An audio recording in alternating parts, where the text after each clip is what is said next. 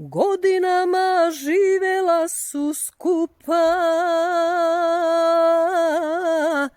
naša mlada srca zaljubljena.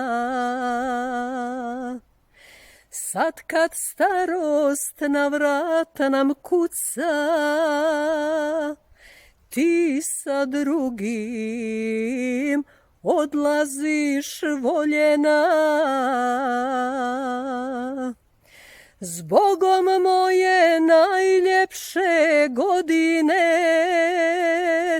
zbogom prva i posljednja nado, zbogom ženo draga uspomeno,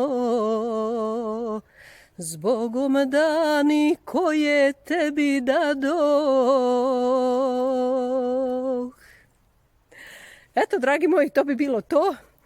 Ja vas od srca sviju pozdravljam ovdje sa Titizea i želim vam sve najbolje do nekog sljedećeg gledanja i slušanja. Ćao i ostajte mi zdravo i dobro.